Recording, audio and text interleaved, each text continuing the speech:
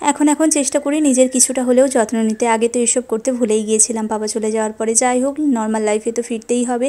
এদিকে এই যে হেয়ার অয়েলটা মেখে নিয়েছি আর কি, এটা আমি বাড়িতেই বানিয়েছিলাম হেয়ার ফল হচ্ছিল বলে। যাই হোক, তারপরে কিন্তু স্নান করব, কিন্তু তার আগে কিছু কাজ রয়েছে। বাইরে যেহেতু বৃষ্টি হচ্ছে সেই জন্য কিন্তু বর্মশাই তো চা খাবেই, তো তার কারণে ওকে চা দিয়ে দিয়েছি। আর সাথে একটু রুটিও ছিল, সেটাও আর কি দিয়ে দিলাম। তারপরে টুকিটাকি চায়ের যে বাসনপত্র যেগুলো ছিল সেগুলো একদম ধোয়াধুয়ি করে নিচ্ছি। যেহেতু হেয়ার অয়েলটা লাগিয়েছি তাই কিছুক্ষণ যাতে চুলের মধ্যে অ্যাবজর্ব হয় তার কারণেই কিন্তু একটু লেট করছি আর কি। এদিকে এই যে চায়ের বাসনপত্র, রুটি যা যা ছিল সব কিন্তু ধোয়াধুয়ি করে নিয়েছি। এরপরে কিন্তু ঝটপট করে স্নানে চলে যাব। স্নান সেরে নিয়েছি, এরপরে পুজোটাও করতে হবে। আর ফ্রেশ হয়ে নিয়ে তারপরে কিন্তু পুজোটাও করব। আর দেখতেই পাচ্ছ আমার না সত্যি কথা এই হেয়ার অয়েলটা লাগানোর পর মনে হচ্ছে আর কি যে চুলের মধ্যে একটু হলেও ভলিউম এসেছে, সামনে ছোট ছোট বেবি হেয়ারও বেরোচ্ছে আর কি মনে হচ্ছে, জানি না কতটা সত্যি।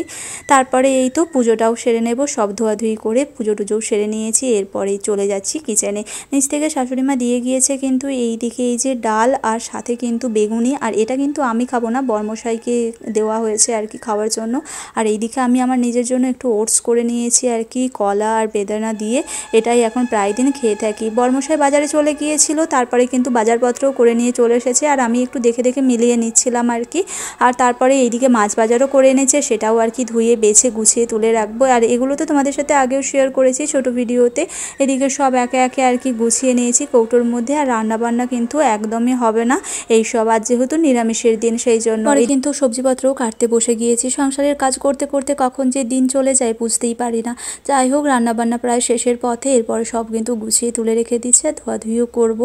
আর বড়াটায় শেষে ভাজলাম আর কি, যাতে গরম গরম খাওয়া যায়। এদিকে করেছি শাক ভাজা, বড়া ভাজা, সাথে পটল আলুর তরকারি, ডাল রয়েছে। আর নিচ থেকে আবারও শাশুড়িমা পাঠিয়েছে একটু মাছের ঝোল আর চাটনি।